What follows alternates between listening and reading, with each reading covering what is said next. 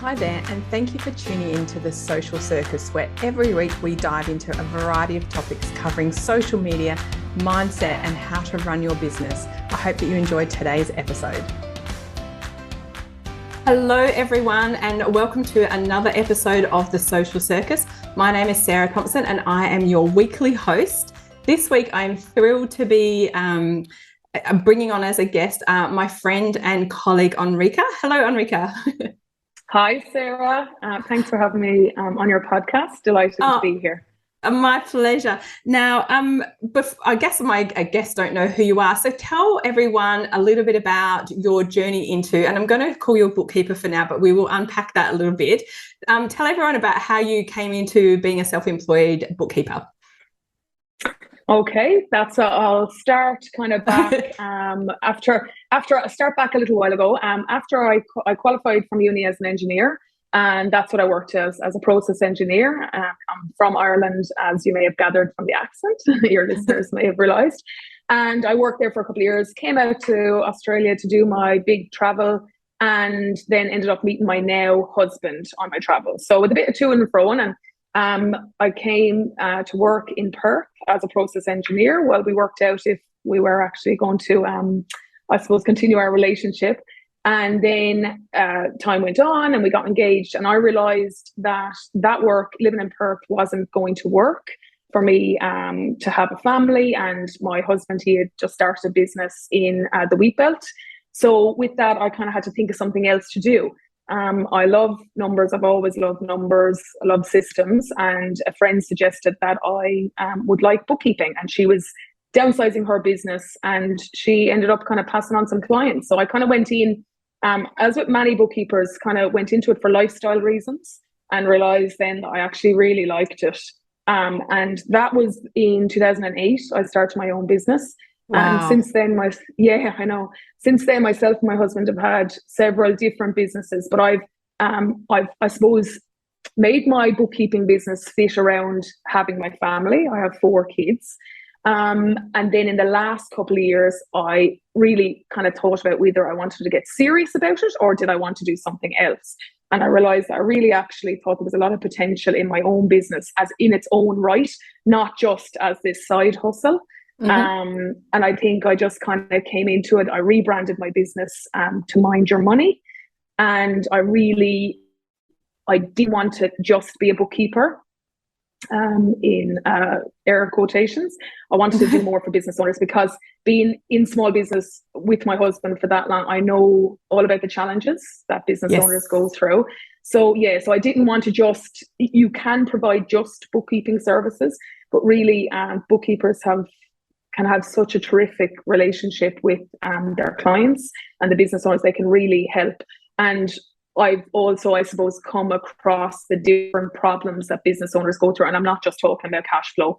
So that was where Mind Your Money came into being, just as more than bookkeeping. That's what Brilliant. I would say. And I'm so glad you mentioned the name of your business, because Mind Your Money is such a powerful name for a company. Like it encompasses really a lot about your attitude to how you help and support small businesses that you work with. And I wanted to really talk a little bit about that today, because I think that we could sit and talk about cash flow and kind of dry topics like that. But if I'm honest, having been in business, not quite as long as you, but a good chunk of time, the struggles that we have with our business in terms of income and money and that often have nothing to do with money.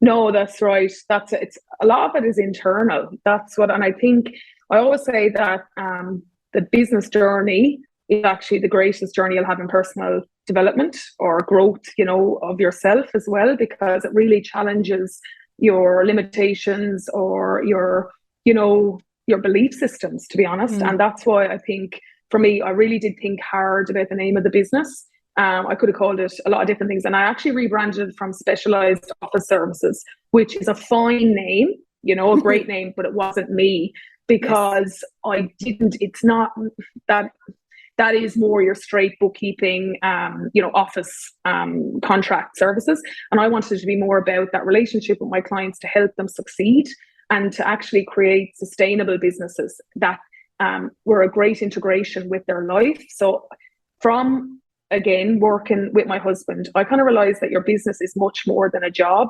You really can't switch off from it as easily as it's not a 9 to 5, and it sustains the lifestyle, hopefully, that you've chosen. Yes. And it really is a kind of a like business by design. It's life by design. So you really need to kind of get your mindset and everything that goes with that in order as well. So it's much more than just crunching numbers or doing the job. And I so agree with you, because I don't know if I would have believed anyone when I started my business if they'd said to me, if you want to go on a big journey of self-discovery, start your own business. Because it's like, what? Like when I started my business, I'd been working in marketing for 15 years. So I thought, I was like, I'm good at this stuff. I've got it all down pat.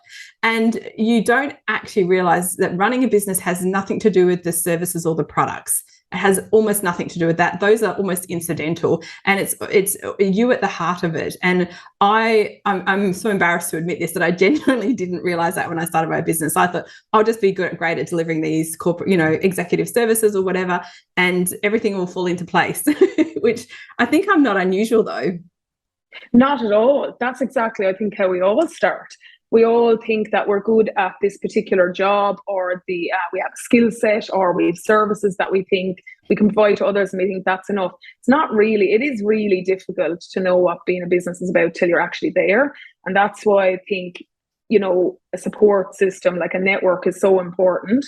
And I think these days now it's very hard to be across every facet of your business. I think that's probably a difference to X amount of years, say 50 years ago. I think now that you need to, outsourcing is really important, kind of realizing your strengths, playing to your strengths, and then outsourcing your weaknesses. I think that is huge, because your business could take up all of your time, basically. Absolutely. And, And I think that's one of the hard things, is that you don't realize you're going to be wearing all those hats. And if we talk about when we're starting our business and that beginning of that journey, I think the first time most of us bump up against that mindset, which we, again, have no thought about actually being an issue or a real thing. Or also for someone like myself, I'm quite confident.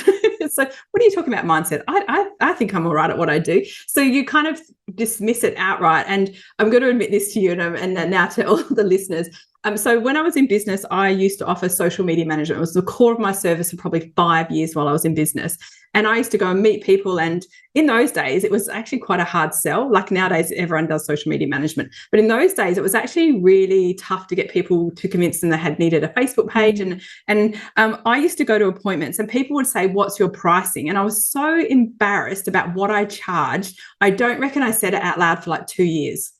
I used to say to people, I'll just email you, because I had my own issue. And at the time I charged $60 an hour.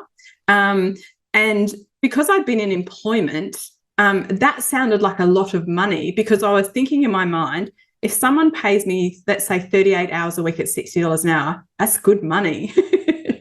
And so I had all this almost shame that I was charging a high rate. And then my clients thinking, whoa, she's doing all right. How's she charging that? And nowhere in my mind did I think, I can't do 38 billable hours a week. Yeah, that's exactly right. And I think that's a mistake many of us fall into. So you're definitely not alone, because we kind of tend to go by the hourly rate and think that's great money, not knowing all the other tasks that are involved in the business, that there's no way that you will be able to sustain that kind of work output.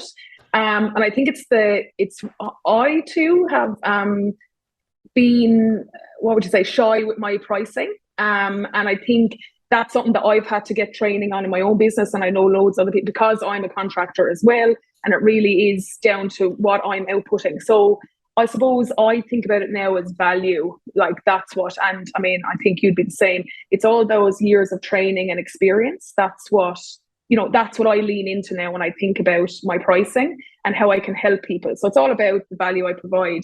I think it's still quite easy to get caught up in the self-worth is equal to the net worth. And that's what it's all kind of in that area that we think our pricing is kind of to do with our own worth. And that's really like not a good, do you know what I mean? It's not good, what would you say, synergy between the two. It's not like that at all. And I think one of the interesting things, again, I do have the universe to thank for some really tough lessons early in my business. I had a lot of people who were not my ideal customers, get me to give them proposals or get me to come and meet with them and have a coffee and stuff. And then they didn't engage my services. And it's really easy if that happens to think, I'm too expensive. That's the first place you go, because already you feel like you're overcharging because you're charging potentially double what you might have been earning in as an employee. And then you just think, well, people think I'm too expensive. And it was actually my husband who, like you, Enrika, he had his own business. And he's like, they're not your ideal customer. You teach this stuff there. If people think your prices are too high, it's probably because they're not aligned with your business and they don't understand your value. But I used to take that to heart, even though he would tell me that logically. In my heart, I'd be like, oh, they think I'm rubbish. It is. And I think actually men, and this is very generalistic, but I think men are much better at assessing their own worth and keeping it separate from their self-worth. Like, I think they're compartmentalizing. I work with women. That's my ideal client, and I see that all the time. Women want to give more value and have lower prices in general for the services or the for what they provide, and it's something that I think that comes back to the mindset and the way we're brought up and everything. So I think we've still got a way to go with that. A long way. And that when you're in a space or an industry like something like my business, I genuinely think, and I can say this because I know my mum doesn't listen to this podcast, she has no idea what I do. I think she thinks I could be Mark Zuckerberg's assistant. I'm not really sure she has any clue. Like, do you know what I mean? Like, it's like my job did not exist 20 years ago. If my grandparents were alive today and I tried to explain to them what it was, they'd be like, no idea, not a word. So it is quite hard to equate the value that you deliver when you are in a new or emerging sector. And I know that a lot of my audience are in that service-based business, like virtual assistants, OBMs, coaches, that kind of thing. And that value is intrinsically linked to the often to an hourly rate, but to the value that we bring to that hour. Yeah, no, so agree. Do you find I have found myself being aligned, like having a network, being able to speak to other people in my industry. That has helped me with my pricing as well. Because hugely. if I kind of stay to myself and I don't kind of reach outside myself to see what's going on in the industry, then I think it's very easy to get caught up in this am I worth it? I think we need to reach out and really connect with others so that we can kind of work together. Yeah. And I think if we don't, and that's another mindset thing we need to get past, is that there's enough work out there for everyone, and that really most people are not our competitors. And people choose you over someone else for generally reasons nothing to do with your pricing. And if we can get through that and we can start to have that collaboration, I know in my early days there was not a lot of people doing what I do, whereas now the space is a lot busier, and it's actually really nice because it means I can chat to people. And I like that you can talk honestly, because when you're an employee, nobody asks or tells you what they earn. It's a real taboo subject, isn't it? It is so taboo. Yeah, you're not even meant to really share that information. It's quite private. So I think there is a lot of privacy or secrecy around what we earn and how we earn it. And I see that even with women as well, that they are often running businesses to suit their lifestyle. And sometimes they can be ashamed about what it actually earns.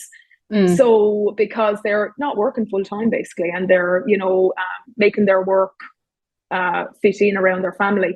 So I find that sometimes there can be some shame around that their business is not big enough, that's not doing enough. And that's awful, because they're actually they're providing a great service. They're working hard, and they're still doing what they need to do at home. They're still showing up for their family in the way that they want to show up. And I think I think we just got to own.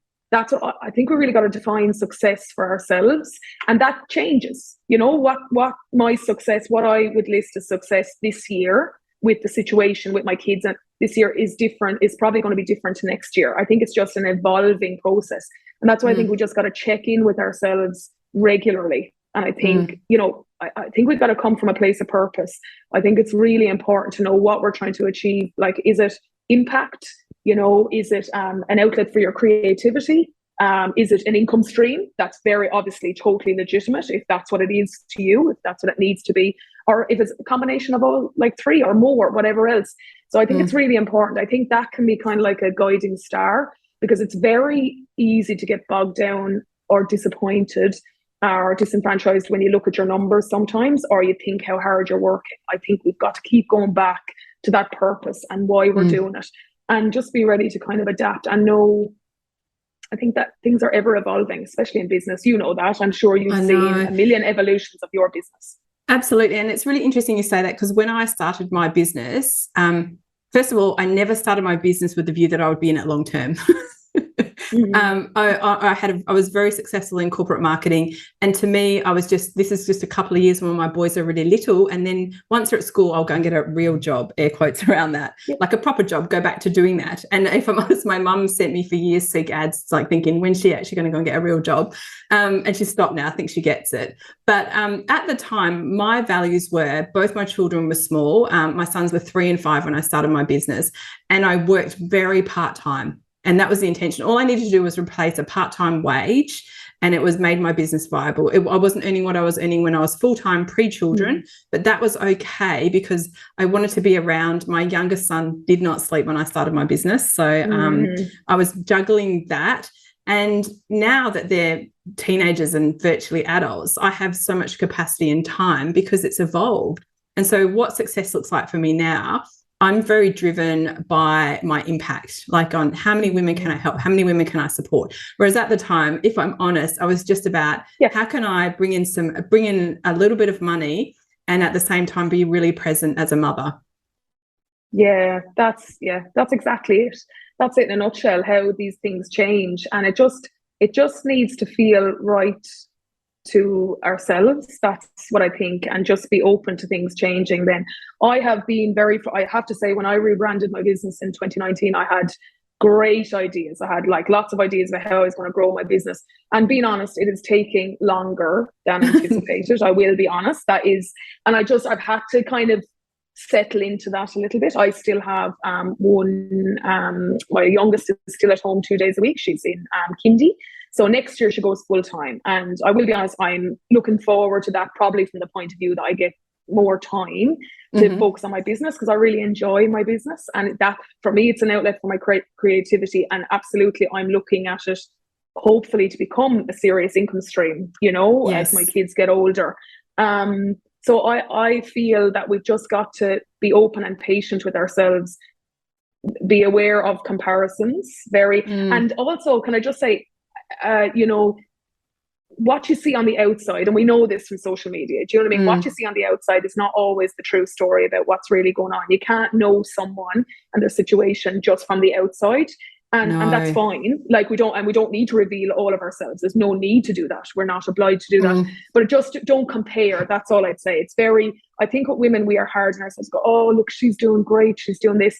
Really, you don't know that she's doing great there. That's fantastic. But you're probably doing great in another area of your life. You just need to know what that success looks like to you. I really feel really strongly about that. Same. And I always, I'm making an assumption, being Irish, you've probably brought up somewhat religious like I was. And I always make a joke that social media is wearing your Sunday best.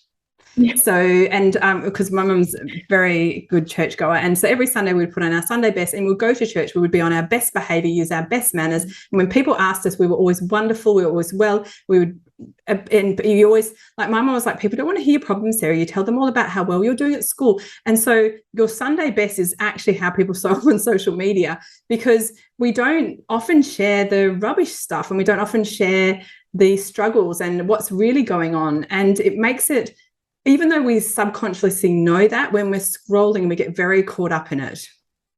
Yeah, so it's the highlight reel, isn't it, as they say? And I think that's a great analogy, actually, because that's exactly what it's like. It is the Sunday best on social. And there is something nice in that as well, to be able to represent yourself well. Yes, and we are all in business.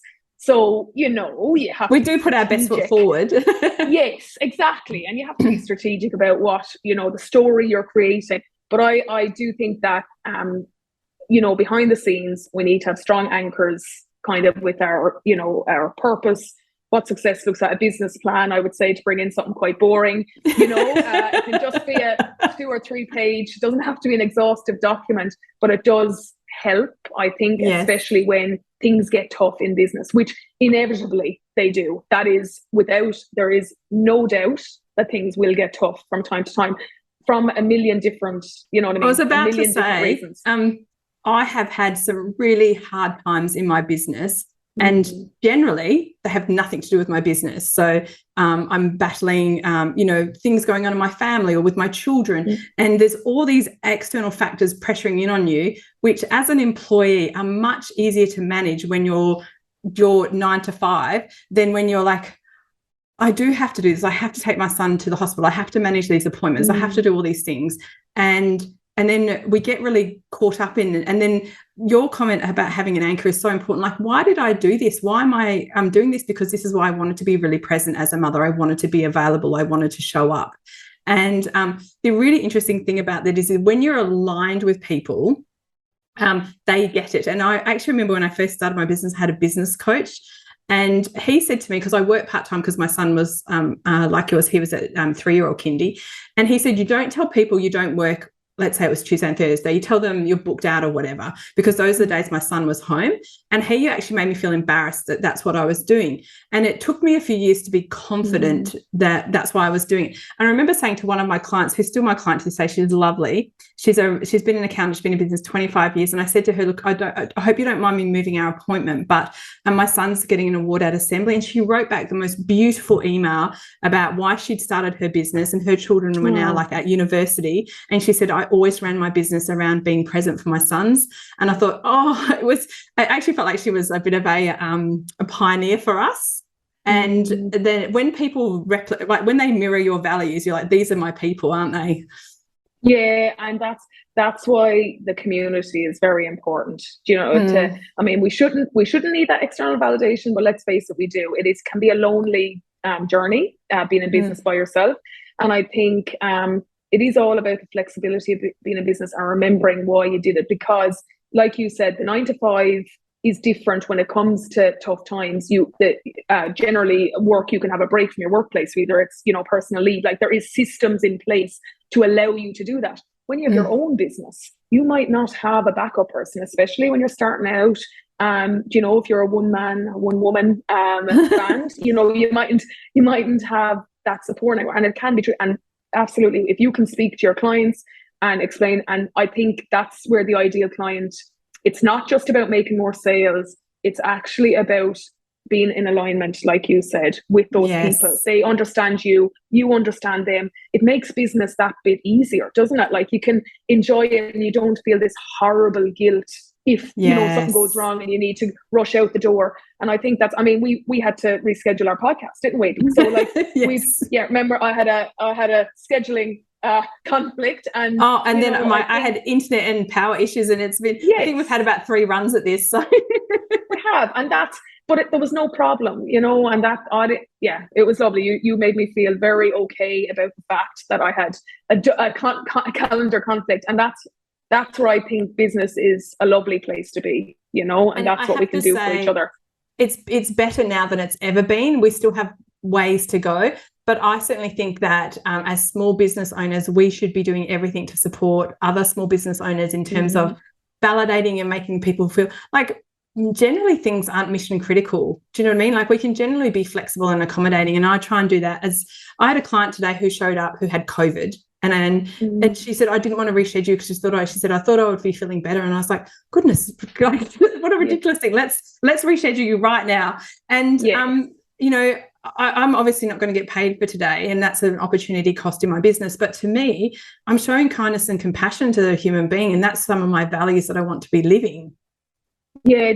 And that's I think if being in business is done right for yourself, then that allows you the space to do that. Like, that's the thing. You can show up how you want to show up in these everyday interactions. And I really enjoy that part of it. Like, there is something lovely about being in control of how you're showing up and how you can help others.